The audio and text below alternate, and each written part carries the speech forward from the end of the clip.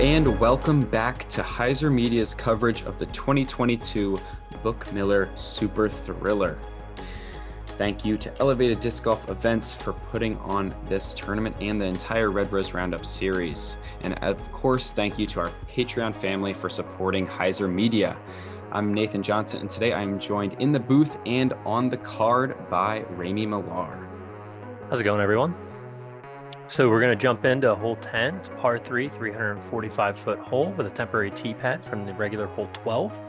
We're going to be playing down into this opening here with a lot of OB on the left and the right. Basket's going to be pinned up here right behind OB on a small, tight, guarded area. A lot of pros are probably going to go forehand here, chip down and see if they can get themselves a long putt. Yeah, this hole is very difficult to park, maybe even impossible. So you'll see most people playing this forehand kind of try to get like a circle two, maybe 40, 50 footer. That's kind of what I'm trying to do, but this comes out a little low and straight. And unfortunately, just barely finds that OB short of the basket. So I'll have about a 40 footer looking down to save my par. See if Ethan can correct with a little more hyzer and a little more height.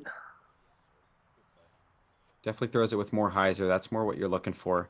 That comes up short, but very safe. He's about 60 feet. Easy pitch up from there to just take a par. No reason to run that putt. And Nick really trusts his backhand here, so he's going to try and turn something over and try to drift over around the basket. Yeah, there's a lot more aggressive line, but he's put a good move on this one. Unfortunately, it just barely fades out at the end there, and he's going to be in that same out of bounds that I found. So I'm going to try and do the same thing here and just try to give it some height and drift it and pull it over to the right side. And I just really grip locked that right into OB.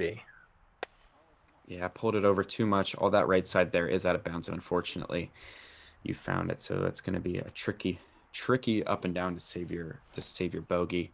Josh, he likes the safe forehand play as well. Gives it a lot of height, which is great. And a nice little skip too. So he'll have himself a nice mid-circle two putt for the birdie. It's not a lot here. Just going to try and turn over a putter and just let it drift and hope I get back in bounds. Really tough lie, but the angle is great. And that is pretty much parked from you. A really technical shot. Yeah, it's hard work for over there. Don't go over there. Try to stay in bounds. Would not recommend it. Ethan, he's just going to lay this one up. Not worth running that downhill 60 footer or so. But I think me and Nick are both going to have to run this to try to save our pars. Nick up first, little high. That's going to be a tester for the bogey after that. I'm right about that same distance.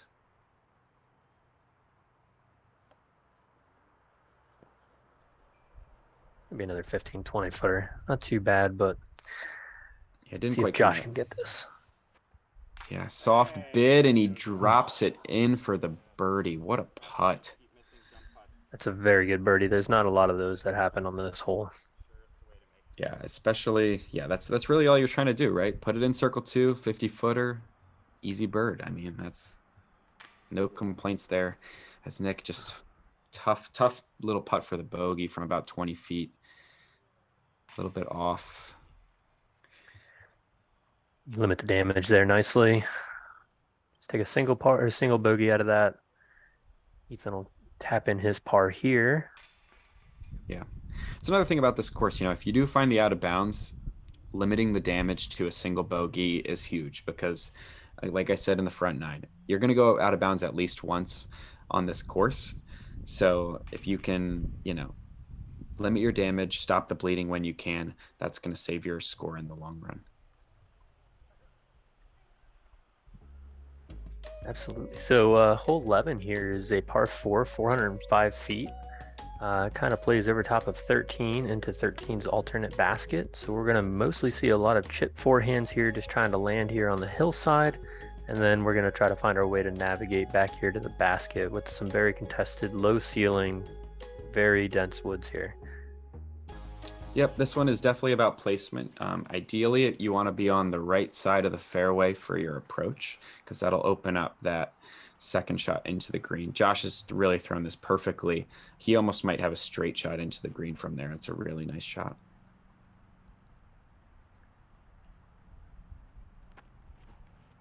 Ethan's going to go with a nice high hyzer forehand here. Just check up into the middle of the fairway. Excellent shot from him. Yep, pushing that left side, but as long as he kept it on hyzer the whole way, so it never really had a chance to go out of bounds. That's pretty well done. I'm going to try to kind of match his line. Didn't quite throw it as hard, but there's plenty of space over there on, well, maybe not that much space on the right. That was a little closer than I thought, but still stays in bounds, so not a problem. After seeing you guys tear up these holes with a forehand, I thought it was time for me to pull one out, and I did not give it the height or the hyzer that you guys were looking for and just threw it straight out of bounds.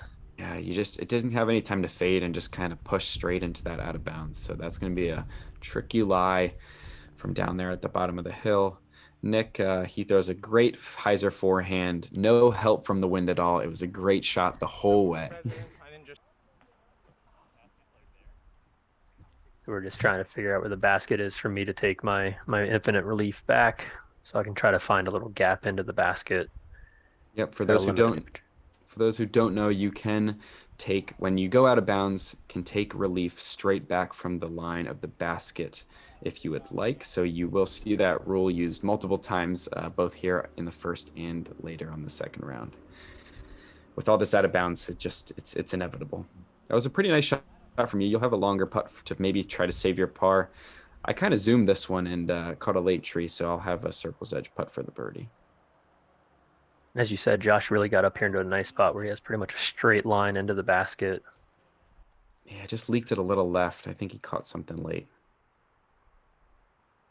Here's Ethan, see if he can correct. He tries to flex it there. Just leaves it a little wide, but that's a nice little break. He'll have a putt. That log that's in front of him is only like 10 feet, so that's a very makeable putt. Here's Nick finally. He threw a great drive. This is looking like a pretty good up shot. Yeah, right behind that log. That'll be a short birdie putt. So not a lot here. We're looking at a big hyzer putt. Big stall from high, and he drops it in. There it is. Once around, you already know that Ramie Millar is going to cash a huge circle 2 putt, and there it is, right on cue. Yeah, that felt really good to save that par after throwing right out of bounds 2 holes in a row. Yeah, really great putt. The Sea Otter finds the chains. Josh, looks like he's going to try to match your putt. Doesn't quite give it the height, though, and that caught something, and he's going to have a tester for his par. Looks like you're a little straddled out here. See if you can squeeze it in. Those single chains just spit you right out on the right side. Yeah, the single chains don't really like my putt on the right side. It's a little too soft, so unfortunately that one didn't stick. So I'll have to settle for the par, but let's see if Ethan can connect here for his birdie. Yeah, puts that right on the post. James just sucked it right down. Yep, he looked it in the whole way just to make sure, but yep, able to connect. Just a little left there from Josh. I'm sure he had a couple things in his way. That is pretty thick rough over there, so that was probably a trickier putt than it looked. As Nick's able to drop in his birdie, that's well done. And Josh will tap in. Unfortunate bogey after a really great drive. But it happens quick at the Buchmiller SuperThriller. Can't take your foot off the gas for a second. And you don't want to leave yourself with those tester putts. And as you said earlier, that's kind of what happens. You get into that lull and they get harder and harder. So hole 12 is going to be straight up to the alternate. We have a Mando to the right of this big tree here. No other OB. So you just want to get past this tree and anything that's going to dump to the left and try to scoot your way down here to the basket. Very difficult hole to birdie. Yeah, but the most closely resembling hole to the normal hole that we have on this course. So you pretty much throw the same shot, except you do have to worry about this Mando tree that Ethan just squared. Luckily, he does stay in bounds, but this tee shot is definitely stressful, I will say. Nick's going to take that tree out of equation and just put a nice big hyzer out there. Catches a late tree as he gets down. Should be a nice easy chip up from there. Yep, yeah, I decided to try to fan grip standstill this Firebird. Maybe not the best decision in hindsight. Comes out a little early. Clips the Mando tree as well, but luckily stays in bounds. And you stayed short of the Mando too, so we don't have to worry about that. Yep.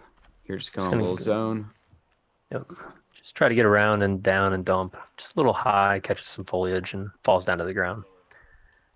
That's just fine though. This is definitely a bonus birdie. The basket is very far left and deep, so it's hard to get the angle right and get that skip. And there are a ton of skinny trees to miss, as Josh also clips one of those. So it's kind of a poke and pray to this long pin. So yeah, you'll be fine with a par. I think Ethan's going to try and flex a forehand over here and just catches the trees and falls right down. He'll just chip up for a bogey from there. Yeah, I am trying my best to straddle around this Mando tree. Unfortunately, a little too much height. Catches a branch and rolls very far to the right. That is a tricky spot over there. What an unfortunate happening of events there. I mean, yeah, it was a bad tee shot though, and it deserved to be punished. So I'll try to make the best of it. We're gonna have a couple approaches here from Josh and Nick, and then yourself afterwards. Pretty much. I mean, this is a scary approach, I will say. It slopes down very severely after the basket behind that big tree that you can see. So the distance control is quite important. You definitely don't want to leave this long. You want to leave yourself, 10, 15 feet short and not push it. And the rough on the right and the left is pretty dense, so it's kind of hard to find a putt in there. Yeah, after that last putt, I want to run another one for Dave and see if I can make one down there. No, I'll just catch the leaves before the basket. Yeah, but that's sat, so that won't be too much of a problem. I looked at this shot for probably longer than I should have. But in the end, I really did not have any way to get to the basket. So I'm just forced to chip this forehand to about 30 feet. I pushed it a little long, but I still do have a circle's edge putt right here to save my bogey.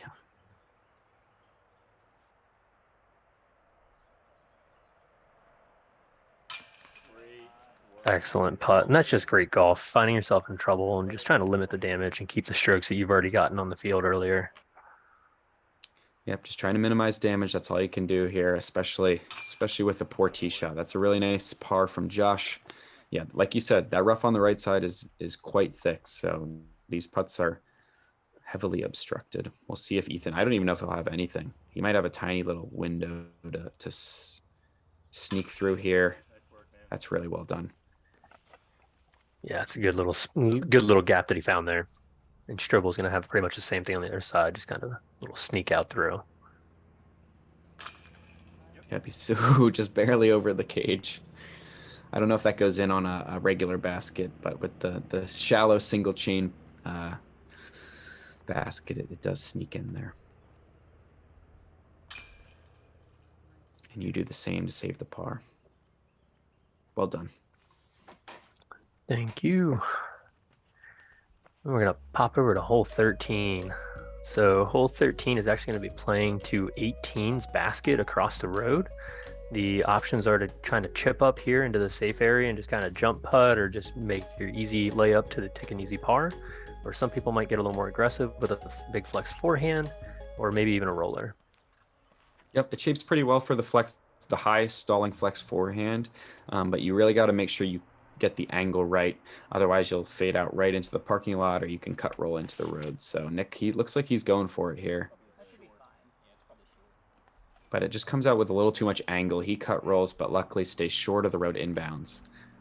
You lining up the roller?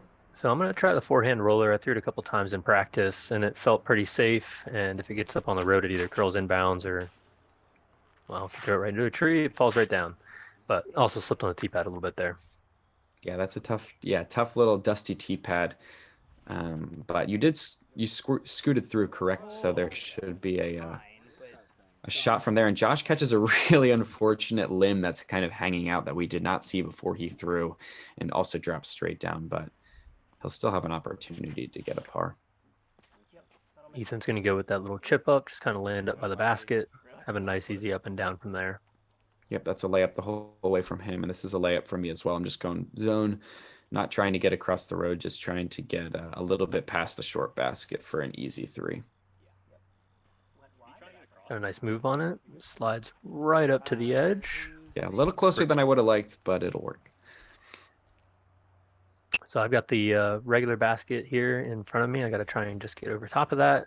Just kind of squeak my way over the top and get up to the basket. Yeah, just gets caught up on the hill. Yeah, a little short, but there is OB very close to this basket as well, probably only 15 feet behind it. So Short is definitely the miss on this approach, as you don't really want to test that backside. Josh does a great job here. He parks his approach. That'll be a stress-free par. Ethan's going to try and throw a little forehand hyzer on the backside of this hill. Just kind of check up next to the basket and gets an unlucky roll away. Yeah, and you can see that's 20 feet from the basket and out of bounds because that OB is just so close. Nick with a nice little half throw.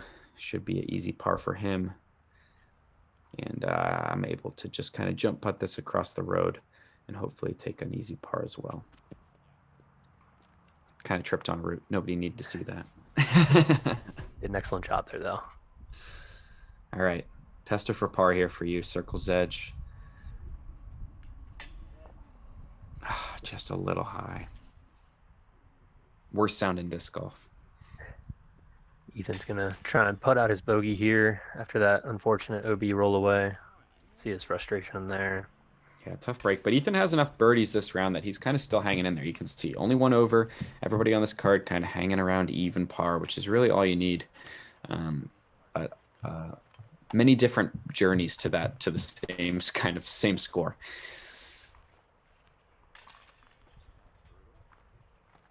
As you tap in that bogey. Yeah, so the entire card's within 3 strokes of each other, so it's highly competitive, and we're all pushing back and forth. And that takes us on to hole 14, a very hard par 3, 373 feet uphill, mostly similar to the regular hole here for hole 15 or hole 16. Going off to the alternate basket, OB is all on the right side here, so you have a lot of room to work out on the left. And you're just pretty much getting up the hill and trying to check up and get a nice easy par. Yeah, I think if you wanted to go for this, maybe a huge turnover backhand or really flippy roller could get you a putt, but I don't think it's really worth it for most folks in this field, especially with the OB on the right side. So you're going to see most guys just kind of either chip up beforehand to the top of the hill or throw a straight backhand and hopefully play for the easy 3.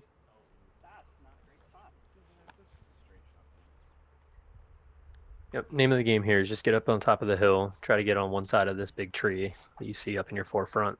Yep, that's the tree I'm aiming for.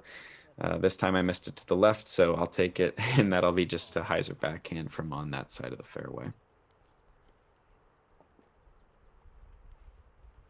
You're looking to follow that line. Throw it right at the tree. Just get up to the top of the hill. Yeah, you're too good. You aim for it and you hit it. But that'll still work out just fine.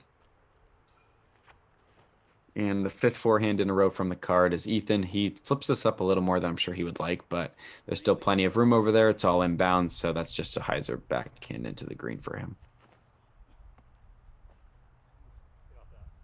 Josh puts a nice little float on this. Oh, catches a late tree, kicks him back. Probably going to be a circle's ed putt there. Yep, a little downhiller for Josh. Looks like you're going to try to go around this one tree that's, in the way of the basket. Yep, that's land 10, 15 feet away. Yep, that's a nice shot. I just have a little chip backhand here. Shot I've been working on a lot the past couple months, trying to become a little more consistent, and luckily that one was able to execute there. Should be a stress-free par. See the comfort level there. Ethan catches a little bit of a tree, kind of rolls his way to the edge of the circle here. Yeah, that'll be another one of those stressful putts for par that you want to avoid. So we'll see if he's able to connect. Nick with the best drive of the group. He's just basically has a straight backhand at it, giving this kind of a little bit of a bid. Nice little floaty bid with that loft. He really loves that disc for approaches. Yep, and now here's Josh to save his par. Circle's edge, just misses it a little bit right. Downhill putt on single chains baskets. Not fun. Not fun. Would not wish that on my worst enemy. Let's see if Ethan can kind of right the ship here. That's really well done. Low left is a great place to catch on these baskets. There's not much to spit you out. So Josh is going to tap out his bogey putt here.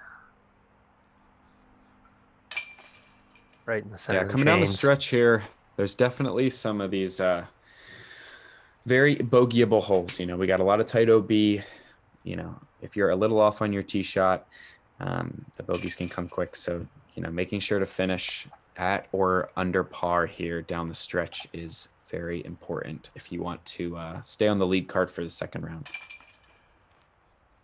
Just great job by you getting up and down for your par. Strobel should do the same here. Yep, I would say stress-free, but again, all these little 150-foot up shots are stressful. So when you got to do it over and over again, it really helps you save strokes. So hole 15 is a 297-foot par 3. We have a mando that you must go left of this last tree here, and we got the basket tucked up here into these evergreens. Difficult place to land. Really what you're just trying to do is just get around the corner and give yourself a putt at it. So a lot of people are going to be taking this high spike forehand and trying to just really cut back inside after that last tree. Yeah, this basket is so far to the right that it's almost impossible to park. You're pretty much, if you're playing the forehand line at least, you're playing pretty much for a 30-footer, and you honestly want to land short of the basket. That kind of opens up the ceiling the most. If you go deep, there is almost no putt back there because of the branches of the tree just hang so low. So yeah, I'm just trying to put this nice and high, a lot of hyzer, kind of stall it out and then have it spike back in. You do a great job of that there. And see where you're talking about just getting to that backside, you get that low ceiling putt. Yeah, not a great putt, but it is makeable. I'll try to cut it in a little inside of that, and I just hang it up into the tree. Falls down just short of the mando. Yep, so still in bounds, still parable, but yeah, you really want to cut this as close to the tree as possible, and that's definitely a pretty easy mistake to make that you did, and Ethan unfortunately does the same thing, but he catches a break as well and lands short of the mando in bounds. Josh is throwing a tilt here. Yeah, he personally said that he does not feel comfortable with the hyzer release sidearm, so for him, the safest play is to just throw the tilt, know it's going to come back to the right, and he'll just take his par there. Go a little forehand cut roller and try to roll my way up to the basket. And nothing gets in the way. It just keeps going. Yeah, it was a great looking shot. I was just surprised it didn't catch a root or a stick or really anything. So that's going to be a tester for your part. Ethan, he was feeling inspired by you, but unfortunately doesn't give that any cut. It goes back on the road and comes back in bounds. So that is a very fortunate break. So he's got a pretty straightforward approach from there. That'll be a bogey for him. Here's Josh. He's right around that same spot. This is kind of a common area you'll see people land if you don't really commit to the shot. Leave it a little wide and just kind of give yourself a 100-foot approach back up the hill. Great upshot there by Josh, making an easy putt for the par. Strobel's got a long bid here for birdie. Outside of C2. Yeah, I don't think he quite had the ceiling to run that one, so unfortunately, just comes up a little low. But it looks like you've got a chance here. There's a gap. Yep, it's framed up perfectly. Just got to put it right on the chains. Just a little low. Yeah, didn't quite commit to it.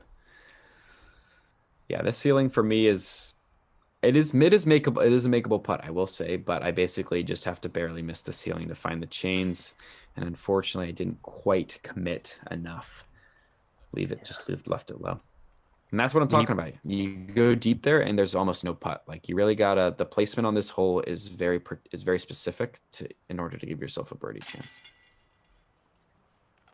So as most people here, they're going to be taking pars. Ethan and I are going to take bogeys for not getting around that mando and having tough up shots from there. But you guys did what you were supposed to and just get around it, get up and down, take the easy par. Yep, that kind of sums up most of this tournament. Just keep yourself in bounds. Stress-free pars are going to pay off in the long run, so nothing wrong with that. Hole 16 is a completely temporary layout, so it's going to be a par 4, 493 feet. You have a few gap choices here. You can either try to go right up the gap, or a lot of people are going to take out the wide hyzer line.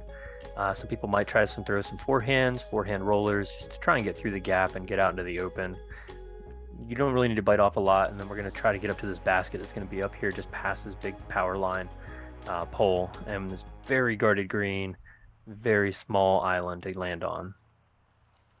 Yeah, very low ceiling first shot. So Nick's just trying to throw this low backhand. You can kind of see that last tree that you want to get past.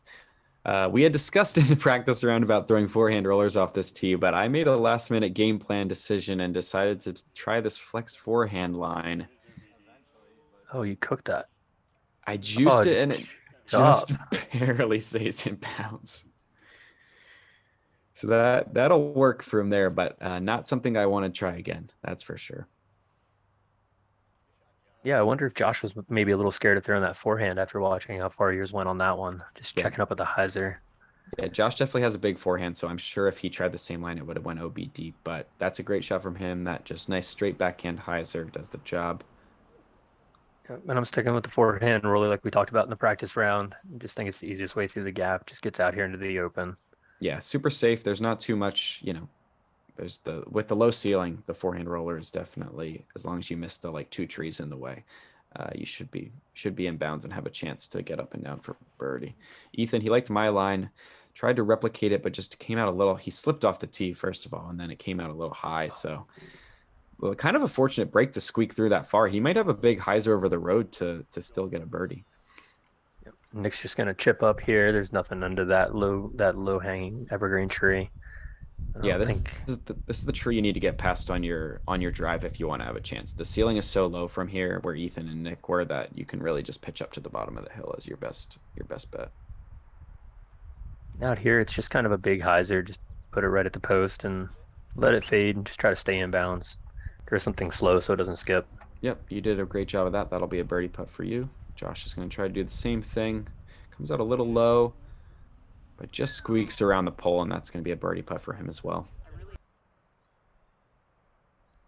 See if Strobel can do that too.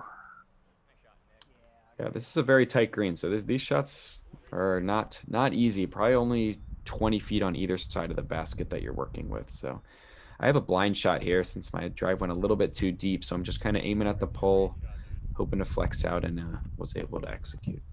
Yeah, give yourself a birdie chance there. Ethan's going to go with a little chip forehand to try and get up to the basket. Just needs to get down to the ground. Yeah, kind of gives it a half run there. I don't know if that was intentional, but luckily he stays close. He'll have a putt for par. This is you for the birdie from circle's edge. Just low. It's those tester putts just building up over the entire round. Just you start thinking a little more about them. This one's a little elevated, so Ethan's going to be thinking about this one just a little bit too. Really wants to commit to giving it height after watching me come up a little low. Yeah, it's also a little windy as Ethan is able to connect there. That's a great putt on the top of this hill. This is pretty much the highest probably point in the park as far as elevation and openness. So yeah, definitely the wind is kind of swirling a little bit. Makes you think about it a little bit more. As Josh is able to connect, that's a nice birdie for him. Excellent birdie from Josh there.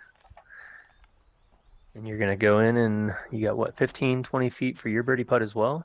Yep, just a short little birdie putt, just making sure I take my time. Give it enough connect here. A little high, but it sticks. Yep, great birdie. So we're all still within 3 or 4 strokes of each other. You guys kind of separated a little bit from me as I'm taking some bogey strokes while you guys are parring out. And that's really the name of the game. It's just making sure that you don't take those big bogeys. Yep. Anything going in the, not going in the positive direction is a good thing.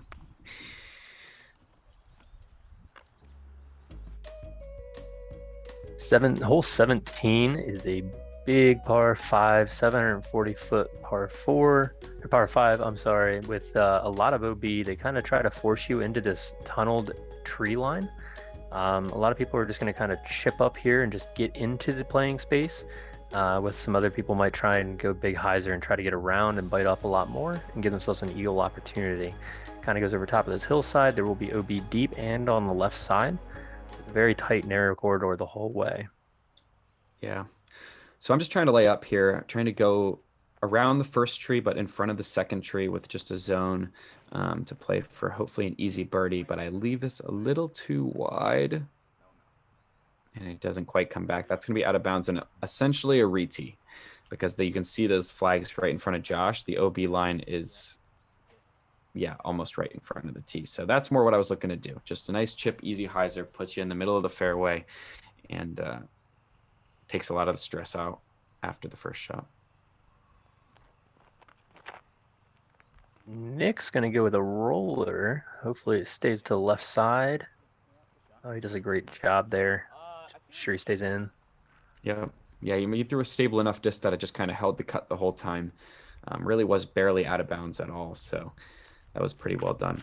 I'm going to push for that back line, and I just hang mine out wide like you did. Just trying to swing back, just catch the tree, fall down. Yeah, so we're going to be about in that same spot. Tough break for you there.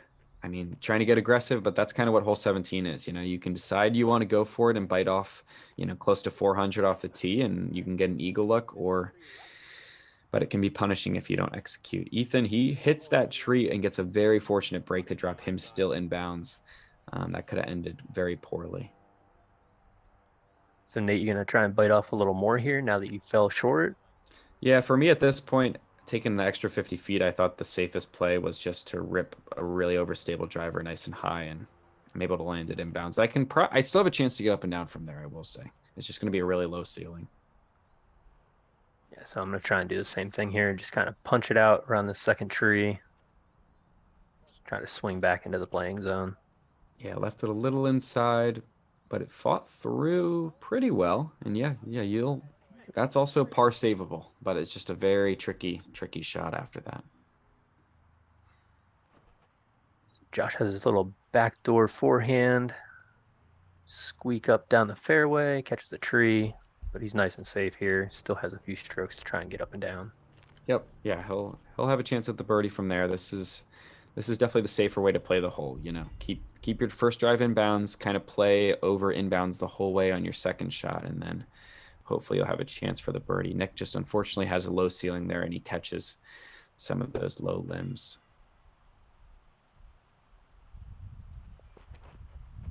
Ethan, he's going to try to go a little more aggressive over the OB again.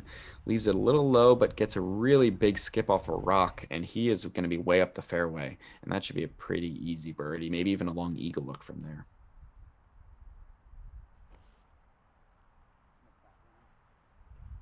Nice little forehand to get up there for you. Just try to limit the damage that we've got earlier. Yeah, there really wasn't a line to get all the way to the basket from where I was, so I kind of just had to pitch up and play for the bogey. Here's Nick after catching a tree. Gonna try and get up and down. Yeah, he hit the gap pretty well. Just leaves a little bit short there, so that'll be a long birdie putt. You've also got a gap here.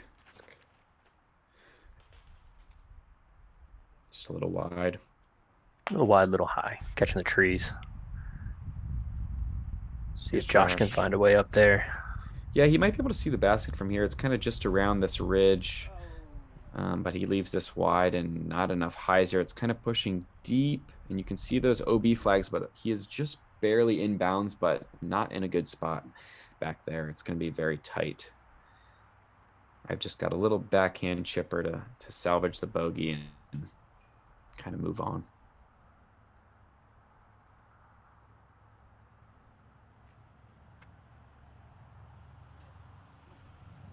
Give it a little. I'll do the same thing bit there.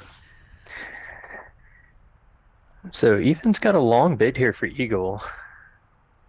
Probably about 100, 120 feet. Yeah, 100-footer, a little downhill, but and just leaves it a little wide. Luckily, there's a backstop there, so he'll still have a tap in for his birdie. This is Nick for his birdie. You know he's running it. Ooh. Oh, great height, just a little wide. Told Josh if he made this putt, he'd get $5 from me. It was an incredibly small window. Yeah, he gave it a really good effort. Just didn't quite have the height, didn't have the speed to get it there. So we'll have a couple of short putts here. This one is for birdie for Ethan, so that's nice to get him one stroke closer to even par. And then we'll have a par cleanup from Nick. And then a couple bogey cleanups from you and me. Unfortunate to drop a stroke this late in the round. This hole is very scoreable, but again, the danger off the tee with that really tight out of bounds it comes up quick. It really does. It's a really tight tee shot to try and get yourself into. I think the ideal thing, like what Josh did and you were trying to do, is just kind of get in early, and then play it from there as a par 4. Yep. So par there for Josh as we move into our final hole of the round. So hole 18 is a par 5, 951-foot hole. Drone's going to take you down here through the fairway. There is also an open gap to go over top of OB Road and try to squeak your way back into the fairway down here. It's going to play to 18 alternates basket, which we're going to fly over 18's tee pad here. So the goal is really just to get down here, get out into the open, and try to get down around the corner, and then get up and down for your birdie.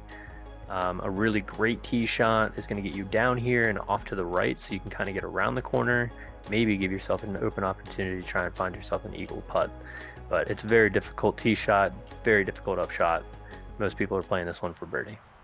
Yeah, this is a really great finishing hole. As you can see, most of the players here are going to go for the aggressive line over the road, but it is quite a tight gap. Ethan doesn't quite commit to this as much as he'd like. He kind of leaves the forehand a little inside, but it still gets through. A fortunate kick to get to the right side, and that'll play just fine. Yeah, there was a slight left to right wind here, so when he tried to flip up that forehand, it kind of pushed him right a little bit more and didn't get the turnover that he was looking for. Yeah, Josh is seeing that same result. This gap doesn't really play for a flex forehand. It's more of that hyzer flip, like you said, and in this wind is tough to get the angle right. Next, probably going to go for the same thing. This comes out a little high. Squeaks through, though, and that'll be just fine. Oh. Sits down. Sits, yeah. Let's see if I can make an adjustment after seeing those other drives.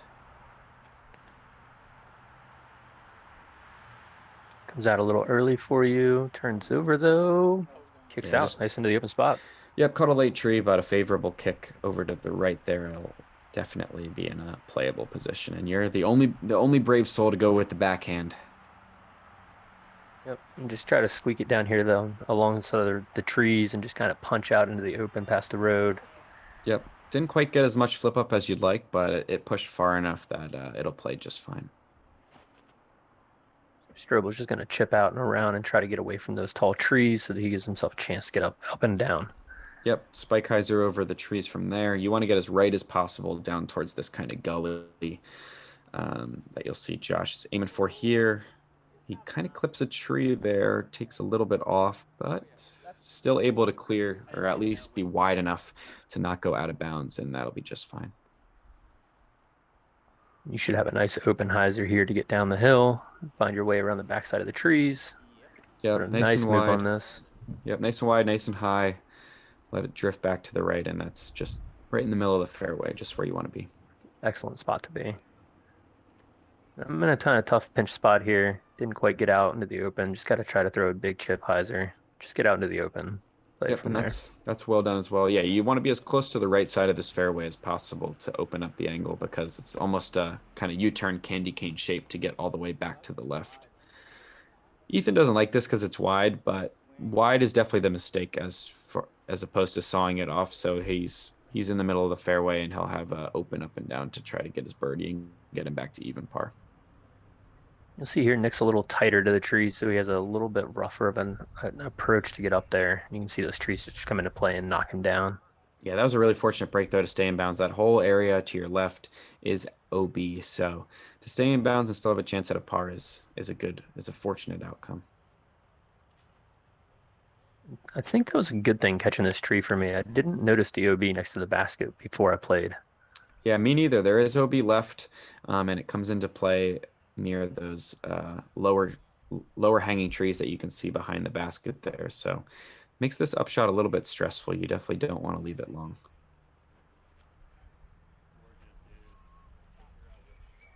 Nice little upshot there from Ethan to tap out, get a nice little birdie, catch a couple of strokes, and get himself back down to even. Yeah, even's a great score on this layout today. Anything at even or better is going to definitely keep you in the hunt. Nick with a nice approach there. That'll save his par. And I just juiced it a tiny bit. Just a little too much power there. Yeah, that's about 2 feet out of bounds, so I'm going to have a short putt for par, unfortunately. Here you trying One more chance for glory, 50-footer, and just low again. Just a tad low on that circle 2 luck. You had a lot of circle 2 opportunities today, unfortunately. Only got one of them as Josh leaves this just a little right. That would have been for the birdie. So Nate's going to tap out there for his par. One nice under. round at 1 down. Yep, I'm definitely happy with that, even though left a couple strokes out there, but 1 down is nothing to scoff at. Ethan gets back to even. That is a great round from him. Strobel at 2 over, Josh at 1 over, and yourself at 4 over are definitely still in the mix, not out of it. Definitely room to go low on the back 9 and get yourself back into it. So, yeah, thank you all for watching this round 1 coverage of the 2022 Buchmiller SuperThriller. As we take a look at the leaderboard, we have myself tied with Jerry Dyson, the hot round at 1 under par, followed close behind by Ethan Hine, and Link Morgan and Josh Alcock will round out our lead card for round 2. So don't go too far, as round 2 coverage will be coming out tomorrow. Thank you all for watching. We'll see you then.